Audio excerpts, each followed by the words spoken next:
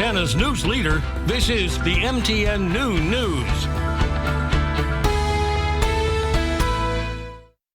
Good afternoon. Thanks for joining us on the Noon News on this Friday. I'm Andrea Lutz. Dangerous levels of lead are being found in the drinking fountains of our Montana schools. We're learning more about what's being done to fix the issue. That story in a minute. But first.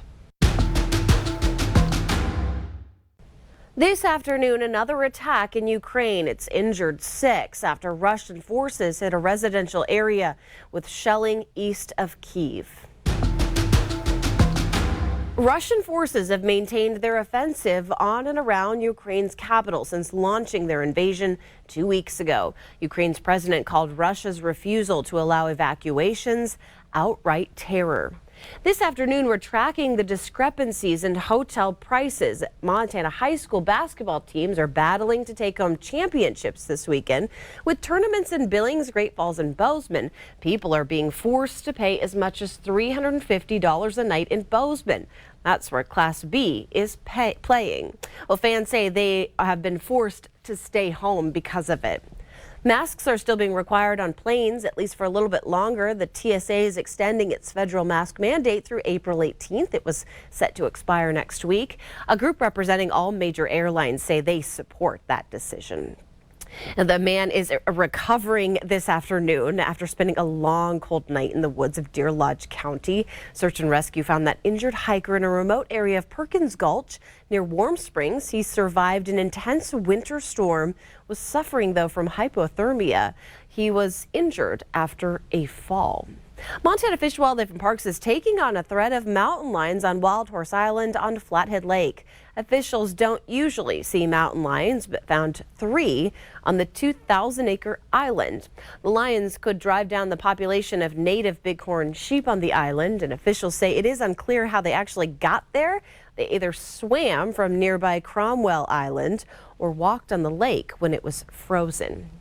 During Women's History Month, we're recognizing an all-female crew at the missile launch site from Malmstrom Air Force Base, Great Falls. The women at the site say they appreciate being recognized for their service and dedication.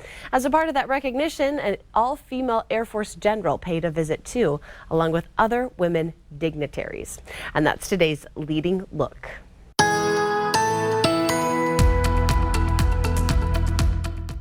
I want to start things off with a shout out to my farming and ranching friends. Mondays and Fridays, I always like to give you an update on the mountain snow water equivalent. Up in the west, northwest, we're still doing okay. Some of these numbers have come down just a bit, but we're still in the green. But you take the central part of the region down into northern parts of Wyoming, you can see we still have yellow across the board. Some of these numbers have improved, some of them have gone down. We still could use the moisture, especially those areas in the yellow shaded area. And we do have some moisture in the forecast, mainly up to our northwest, off to our west, where we're doing okay. We just really need it in those yellow shaded areas. We'll take a look to see if we're going to have much of anything moving forward across the weekend here in just a bit.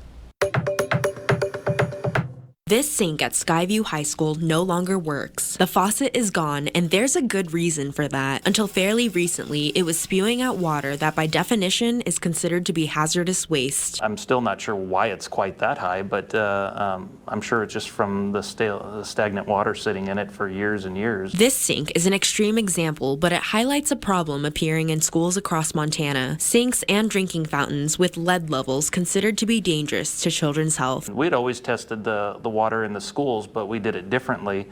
We tested one fixture at every school and did it every couple years and kind of monitored where it was. A new rule implemented by the Montana Department of Public Health and Human Services changed the process of testing for lead in school fixtures. Billings Public School Facility Services has been adhering to the federal limits of 0.015 parts per billion. The new rule lowered that limit down to 0.005, and they wanted every fixture in every school tested, so it's a huge undertaking. Facility Services tested lead levels last summer when school was out, but without students or staff in school, water lines stayed stagnant, which could lead to higher lead level results. What I've found out is that the water in the lines had sat all summer for the most part, And so it kind of gave false readings. Billings is just one of the many school districts in the state trying to address the problem. Priority number 1 is retesting these fixtures when water lines aren't stagnant. That will begin Friday. The second is we'll continue changing the ones we can without shutting the schools down.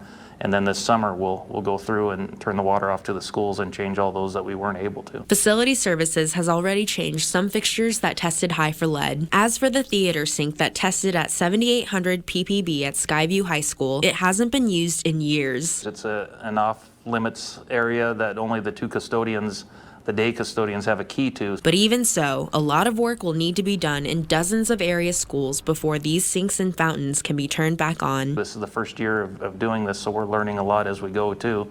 But we're all after the same goal for the clean drinking water too. In Billings, Alina Howder, MTN News.